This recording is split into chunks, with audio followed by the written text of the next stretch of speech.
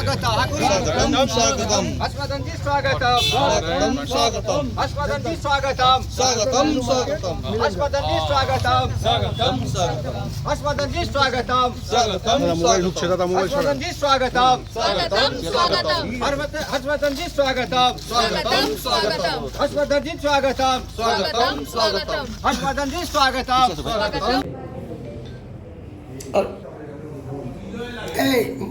এখানে সিগন্যাল ছিল আসলে सर इधर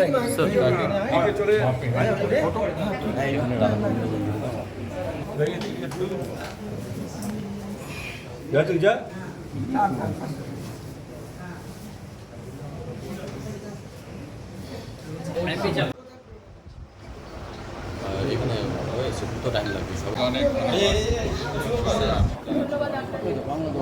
तो अगर कोई नाम बात जाएगा इस शहर में तो बंगला में आगुन जल जाएगा। ममता बनर्जी और ममता और अभिषेक बनर्जी। देखिए, ऐसा धमकी जो पॉलिटिकल वायलेंस देखा है, कल मैं खागिन मुर्मू जी के साथ था सिलीगुड़ी में। अब ऐसा जो पॉलिटिकल हिंसा जो हम देख रहे हैं राजनीतिक तौर में कभी देखा नहीं है और ये ठीक बात नहीं है कि लोगों को धमकाना ऐसी तरह। हमारे जितने हमें कार्यकर्ता लोगों को मतलब चोट लगी है, घायल हुए हैं, जान बच गए हैं, तो ये सब मतलब हमारे देश देखते हुए ये बिल्कुल सही बात नहीं है। और ये फ्री एंड फेयर मतलब जो भारत के नागरिक को चाहिए, हमें चाहिए, साधारण आदमी को चाहिए, मैं फिर बता रहा हूँ, रिपीट कर रहा हूँ कि फ्री एंड फेयर इलेक्शन चाहिए। और फ्री एंड फेयर इलेक्शन जब होगा जब ऐसा पॉलिटिकल वायलेंस नहीं है। ये जो पॉलिटिकल वायलेंस का जो प्रयास है ये ठीक नहीं है और ना तो कोई मतलब पीछे हटेगा। हम आगे बढ़ेंगे, पीछे नहीं हटेगा।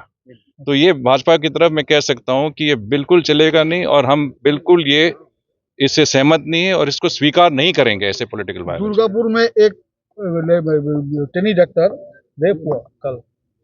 दुर्गापुर में कल रात को एक डॉक्टर को मेडिकल स्टूडेंट को रेप हुआ। मेडिकल स्टूडेंट अफसोस की बात है। लॉ एंड ऑर्डर सिचुएशन भी देखना होगा हमें। लॉ एंड ऑर्डर सिचुएशन में डिटेरियोरेशन हो रहा है, काफी कमी है इसमें। मतलब जरूर राज्य सरकार को देखना होगा कि कैसे लोगों को इंसाफ मिले और ऐसे हत्याएं और ऐसे मतलब हमारे महिला जो हमारे काफी महिला मोर्चा के यहाँ पे लीडर्स भी हैं, वो भी कह सकते हैं कि ऐसे मतलब महिलाओं के खिलाफ ऐसे जो वायलेंस है ये बिल्कुल हमारे राज्य में, मैं भी बंगाल का हूँ, मैं उत्तर बंगाल का हूँ, नहीं होना चाहिए। हमारे संस्कृति में नहीं है। हम दुर्गा माँ को मानते हैं, हम काली भगवान को मानते हैं। ऐसे थोड़ी हो सकता है कि हमारे महिलाओं के खिलाफ ऐसे वायलेंस हो।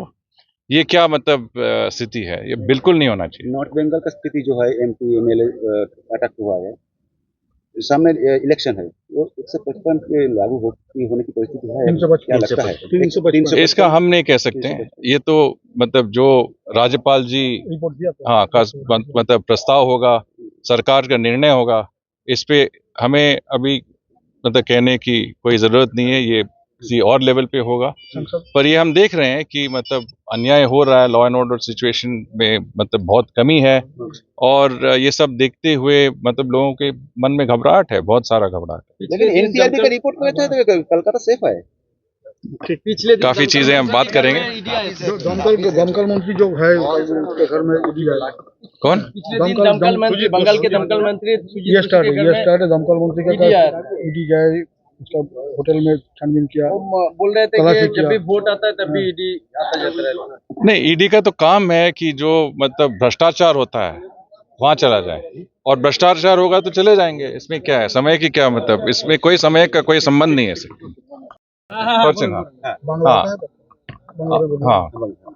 আজ জগদ্দলে এসে আমি সত্যই ভীষণ আনন্দিত।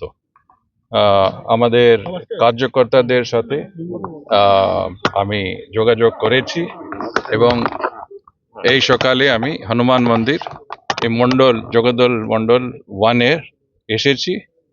এখানে ট্রি প্লান্টিং হয়েছে। এতো ভালো ভালো অনুষ্ঠানে এসেছেন, আমরা এসেছেন। আমরা অনেক বড় প্রোগ্রাম আছে, কার্যক্রম আছে আজকে।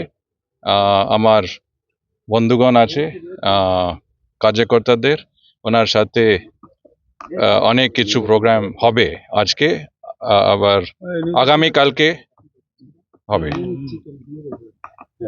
বলছি যে এই যে এসআইআর নিয়ে একটা মতপার্থক্য চলছে, কমিশন ভার্সেস সরকার, 294টা সিটে যে ইআরও দিয়েছে, হ্যাঁ ইআরও দিয়েছে, এরা সমকক্ষ না, মানে লেভেলটা ঠিক হচ্ছে না, এটা সরকারকে বলেছে নির্বাচন কমিশন। আমি হিंदी बोलছি এখন। हाँ हाँ, तो एसआईआर का मुद्दा बहुत ही महत्वपूर्ण है, क्योंकि हमने देखा है कि कई जगह बंगाल में भी, बिहार में भी और राज्यों में भी हो सकता है कि बहुत सारे फेक वोटर्स हैं। कई के मतलब 3-4 आईडी कार्ड्स हैं, आधार कार्ड्स हैं। कई लोग जो गुजर गए हैं उनके आधार कार्ड चला रहे हैं, कई लोग जो किसी इलाके से निकल गए हैं उनके आधार कार्ड भी चला रहे हैं। तो ये सब देखते हुए इलेक्शन कमीशन, हमारा भारत के इलेक्शन कमीशन ने एक निर्णय ले लिया है कि एक मतलब इलेक्टरल रोल्स का रिव्यू होगा। और ये मतलब जो मुझे लगता है लॉजिकल प्रोसेस है, क्योंकि हर एक देश में जो कि लोकतांत्रिक देश हो, उसमें जितने भी नागरिक हैं, हमारे जैसे नागरिक, साधारण नागरिक को चाहिए कि जो भी वोट डालते हैं वो फ्री एंड फेयर वोट होना चाहिए और फेक वोट दूसरों के नहीं होना चाहिए। इससे क्या होता है कि जो निर्णय होता है वो अच्छा होता है, सही होता है, गलत नहीं होता है। तो ये इंसाफ को न्याय में ले आने के लिए इलेक्शन कमीशन ने एसआईआर रखा है। यहाँ का जो ये अच्छा चीज है और हम इसके मतलब पूरी तरह सहमत हैं और समर्थन करते हैं। स्टेट गवर्नमेंट एसआईआर के बीच पीछे हट रहा है, क्यों? नो, अब देखिए, राज्य सरकार का अपने मतलब तृणमूल जो यहाँ के रूलिंग पार्टी हैं उनके अपने कारण होंगे। मैं तो इस दृष्टि से देख रहा हूँ कि साधारण नागरिक को क्या चाहिए, हमें क्या चाहिए, जो आदमी रास्ते में चल रहा है उनको क्या चाहिए, उनको तो न्याय चाहिए ना। वो वोट डाल रहे हैं, सही वोट होना चाहिए। हम थोड़ी कह रहे हैं गलत वोट, मतलब जो सही वोटर है उनको हटा दें। जो गलत वोटर्स हैं, जो फेक वोटर्स हैं, उनको हटाने में क्या हर्ज है? हमें कोई इसके खिलाफ तो कोई कह नहीं सकता, ना तो स्टेट गवर्नमेंट कह सकती है, ना तो तृणमूल कह सकते हैं, ना तो हम कह सकते हैं। जो सही वोट है वो तो जरूर आएगा, जो गलत वोट है, फेक वोट है, उसको निकाल देंगे। यही तो है एसआईआर। सर एक बात पूछना चाहता हूँ, जो वोट इसके एसआईआर में निकल जाएगा जिसका नाम नहीं है, वो तो इंडिया का नागरिक ही नहीं है, वो तो बंगाल का नागरिक ही नहीं है। क्या बोलना चाहते हैं आप? तो बहुत सारे केसेस हैं, जैसे मैंने कहा कई तरह के केसेस हैं। या तो यहाँ के नागरिक भी नहीं है, या तो यहाँ के नागरिक हो पर यहाँ वोट नहीं देना चाहिए, या तो मतलब गुजर गए हैं, या तो किसी का 3 नाम पे वोट चल रहा है। तो ये सब फेक वोट्स हैं। तो एक ही कैटेगरी में आता है, नागरिक या नागरिक नहीं हो भी ठीक है, एक ही कैटेगरी है। मैं नागरिक हूँ, मैं 3 जगह वोट थोड़ी डालूंगा। अगर मैं डालूंगा तो ये ठीक नहीं है ना। तो यही तो मैं कह रहा हूँ कि इस जो मतलब अंग्रेजी में कहते हैं एनॉमली, इसको ठीक करना जरूरी है। और इलेक्शन कमीशन यही कह रही है कि ये एसआईआर प्रोसेस से ठीक करना है। बिहार में हुआ है, बंगाल में हुआ है, दूसरे राज्यों में भी होगा। ये पूरा ये एक राष्ट्रीय प्रयास है। दुर्गा नाम बात जा सकता है एसआईआर के बाद कितना नाम बात जा सकता है, क्या लगता है?